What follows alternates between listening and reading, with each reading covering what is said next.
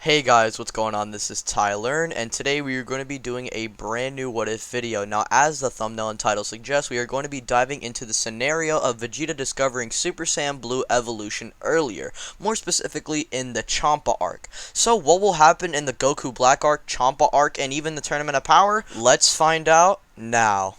We start our story off with Vegeta attempting to deal with Hit, but he is getting ragdolled. Vegeta would be on the ground, but he would soon get back up, saying that it's his time to show his worth, since Goku took Vegeta's kill back in ROF, and also becoming the Super Saiyan God. Vegeta is tired of playing catch-up. He knows that currently he's the underdog, and he's not going to be that anymore. His aura would change into a darker tone of blue, and his eyes would change into a dark blue as well. Vegeta would then let out a roar that nearly destroys Vados' barrier just by screaming.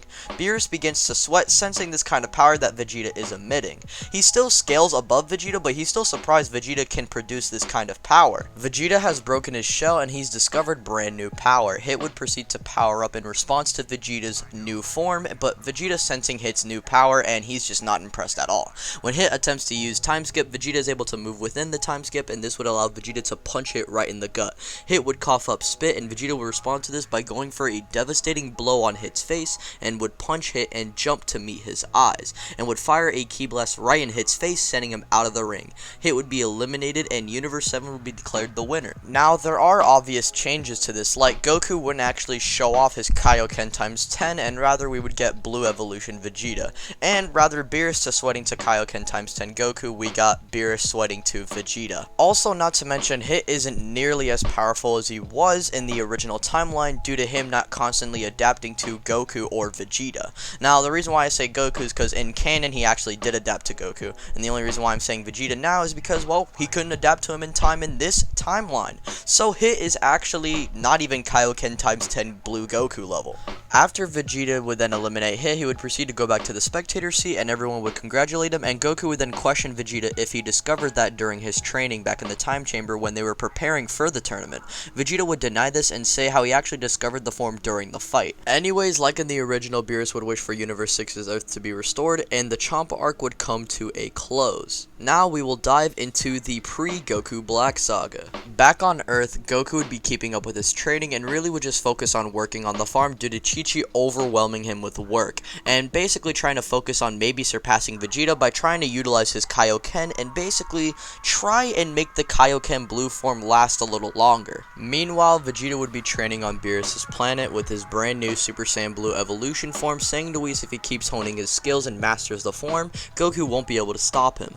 Beerus currently is watching Vegeta training with Whis and is skeptical about this new power he displayed at the tournament and wonders if this is the power that Vegeta will one day use to surpass him. Beerus, after briefly having this thought, would then switch up his thoughts, saying how he has nothing to worry about and that he's too strong for Vegeta currently. But yeah, Vegeta and Goku would just be focusing on their training and their lives, and really nothing would occur or face our heroes until the Goku Black arc arrives. So let's dive into that.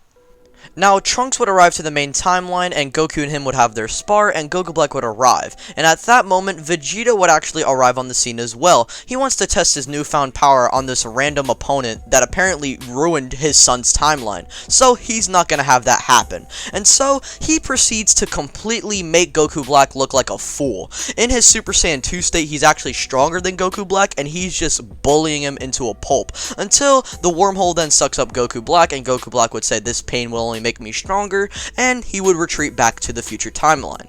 Now, after this point, Goku would go visit Universe 10 to basically try and talk to Zamasu with Beerus and Whis, while Vegeta and Trunks stay on Earth and focus on their training. Now, Vegeta and Trunks' training would play out similarly to canon, along with Goku visiting Universe 10, and nothing would really change until they arrive at the future. So, Bulma would eventually finish off her time machine, and Vegeta, Trunks, and Goku go off into the future to attempt to stop Goku Black. When the three of them arrive, Vegeta meets face to face with Goku Black, saying that he has destroyed everything his son has ever loved, but the one thing you don't do is hurt Bulma. He then proceeds to power up into his Super Saiyan Blue evolution form, and Goku Black, just sensing Vegeta's sheer power, would have no other choice but to try and go into his Super Saiyan Rose form.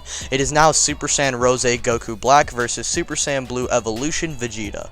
Now, I don't really like the notion of Vegeta just powering through every single antagonist in this saga, or in this what if. However, Goku Black really doesn't have a chance here.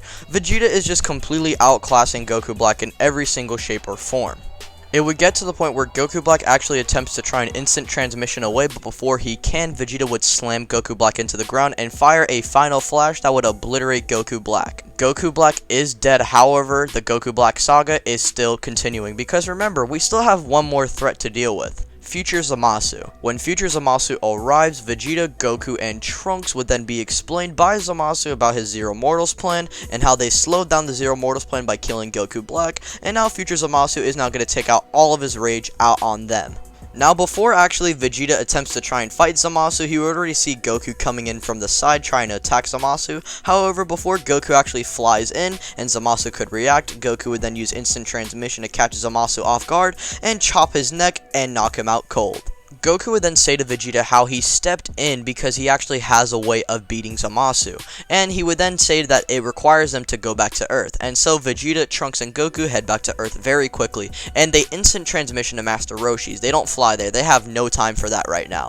Then Goku would then try and explain Master Roshi about the situation, and Master Roshi would then understand, and he would teach Goku, Trunks, and Vegeta the basics of the Mafuba. Well, Vegeta's there to basically witness it, but he's not going to actually learn the Mafuba. However, Trunks and Goku will. Now, the one thing I will say is that in this timeline, they actually don't forget the ceiling tag. The reason why is because Vegeta is there to remind them. So Goku doesn't forget the ceiling tag, and they are ready to take out Zamasu once and for all. And when they arrive back to the future, Future Zamasu would already be awaiting them, saying that they're going to have to fight an immortal being once again, and this time, they're not going to get any sneak attacks off or any dirty tricks are going to be played. And so, Future Zamasu charges at Goku, Goku smirks, and he proceeds to shout out Mafuba, and he actually successfully seals Zamasu. Now, after Future Zamasu is sealed and dealt with, Goku would then teleport to another side of the planet, and so he would dig up a hole, place Zamasu there, dig the hole back in, and Zamasu is up and dealt with. No one's ever going to try and find him again, and he's not going to be ever found again. Also, I just wanted to say, because I did kind of gleam over this, keep in mind that Vegeta and Trunks and Goku, before they actually encounter Goku Black for the very first time, that kind of plays out as per normal, so they would know that Future Mai is alive, but currently she's at the underground station. So Trunks would be the only one to thank Goku and Vegeta for saving their timeline, and so Goku and Vegeta would go back to their own timeline and go to their own separate lives, and that would actually conclude the Goku Black arc, and Trunks and Mai can finally live in peace. Now, after the Goku Black arc, there is only one more arc we are going to cover, and that is the Tournament of Power / final arc of Dragon Ball Super. Well, not the manga, but the anime. So, without further ado, let's just get right into it, guys. Now, the setup for the Tournament of Power / the Recruitment Saga would play out very similarly because Vegeta never really took place in the Recruitment Saga. The only place that he had was to basically fulfill his spot in the Tournament of Power. So, he's not really going to change too much of the Recruitment Saga. So, Universe 7 still beats Universe 9 and Goku would fight Toppo. Now, after that, Goku recruits all the representatives for Universe 7 and they would head into the World of Void to contend in the Universal Survival arc. Now, I believe our Universe 7 fighters would actually await the Gods of Destruction rebuilding the arena until the universes are then introduced, or the new ones at that, including Universe 11. Vegeta's interest peaked witnessing Jiren and his immense power. He thinks to himself that he will immediately go for Jiren with his blue evolution prowess. Eventually, the tournament would begin, and right off the bat, Vegeta would rush out to Universe 11 to make quick work of them. Meanwhile, Goku, 18, 17, and Frieza would leave the group as well and go their own separate ways. Goku would fight Universe 9, but would actually be assisted by Gohan and his team, that being composed of Piccolo, Krillin, Tien, and Master Roshi. They say to Goku that they gotta work together, and so Goku, Gohan, Piccolo, Krillin, Tien, and Roshi work together and quickly eliminate Universe 9. Goku would thank the group, but then would instant transmission immediately towards where Vegeta is to try and get some Universe 11 action. Meanwhile, Vegeta would be in a Super Saiyan state, bodying Tupper and Vuan. He would actually eliminate both of them, and then Coquette would arrive and attempting to try and trap Vegeta inside of a barrier, but Goku would use his instant transmission and teleport behind Coquette and proceed to kick her off the stage. The other fodder Pride Troopers such as the Captain would actually arrive on the battlefield, and before they can actually attempt to try and fight Goku and Vegeta, Toppo and Dispo would both arrive, saying that they'll take it from here. Captain Casserole would then say to Toppo and Dispo that it would be a very good idea if all of them just worked together to beat both of them. And Toppo and Dispo actually think about it, and they actually allow Casserole and the other Pride Troopers to tag along in their battle against Goku and Vegeta. Vegeta would smirk, saying that he has no reason to hold back anymore since they have the numbers advantage. He then proceeds to power up into his Super Saiyan Blue evolution state. Goku, then seeing Vegeta power up, decides that he should probably power up, and so he powers up into his Kaioken Blue state.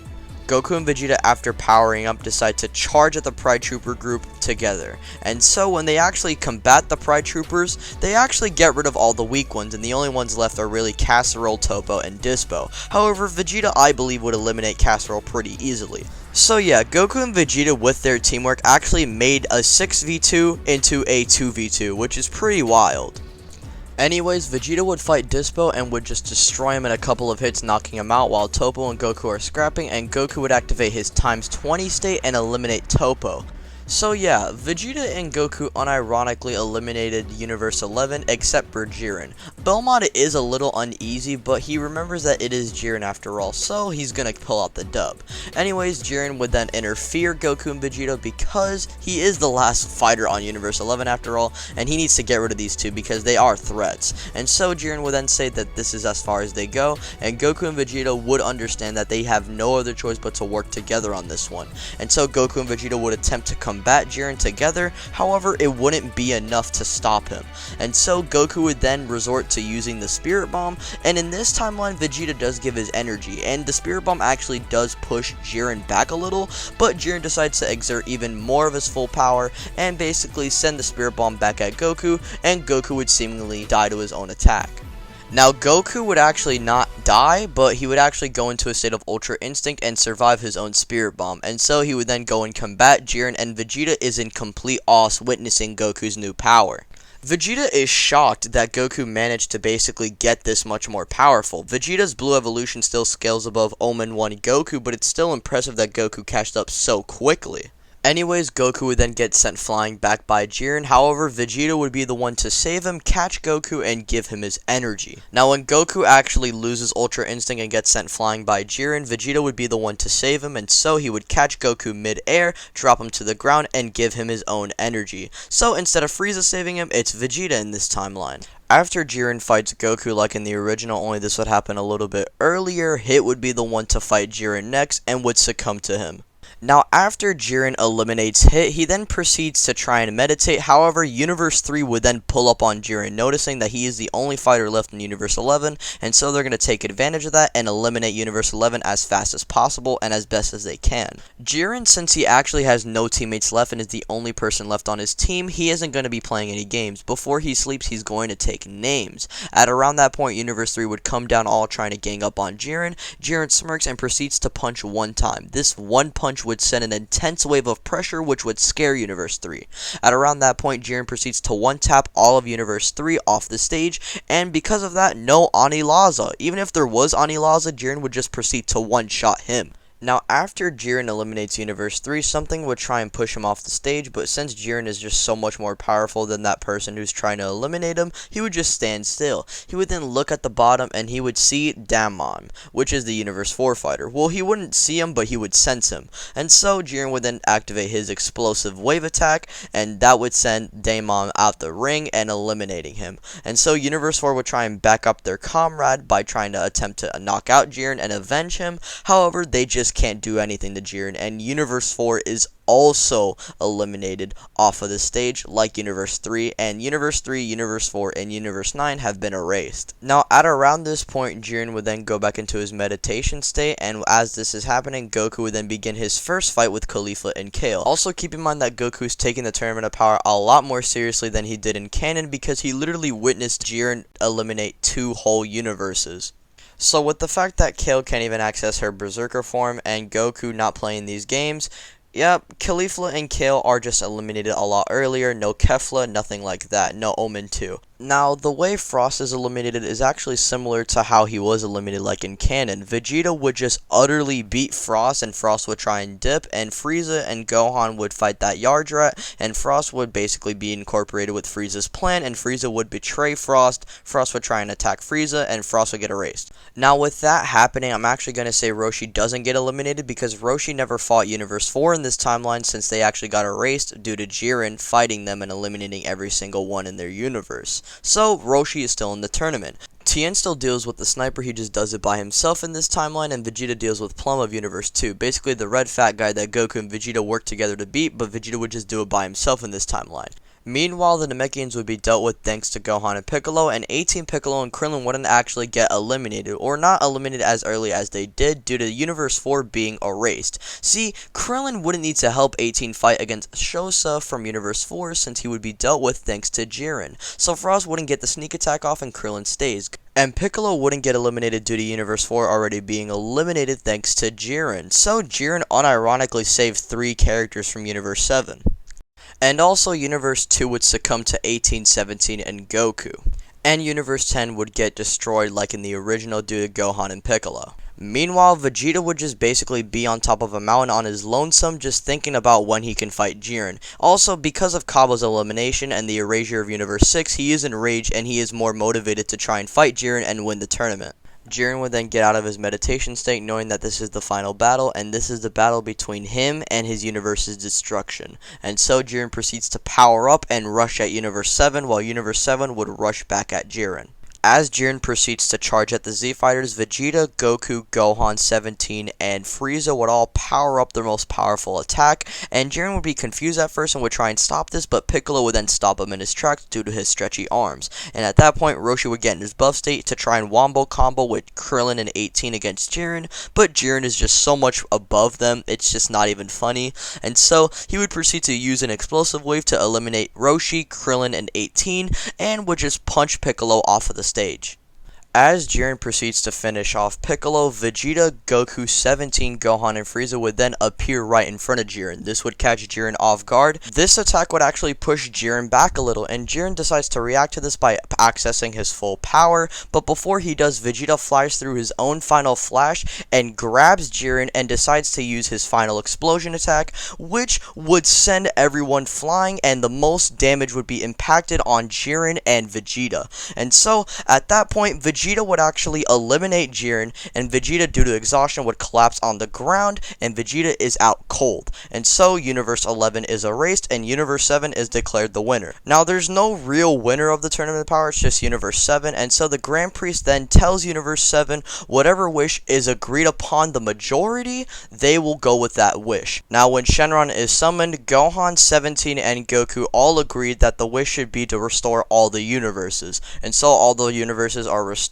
and peace has just been brought not just to the universe, but the multiverse itself. Now, this is actually where we're going to be leaving things off for right now, since I believe the Broly movie wouldn't really change with Vegeta having Blue Evolution, since he doesn't even use it in the movie anyway. But if you want to say, sure, he uses it, then I guess you get Super Saiyan Blue Evolution Gogeta, so that's cool. Anyways, if you're new, I hope you guys enjoyed. Be sure to subscribe and hit the notification bell. Along with that, hit the like button.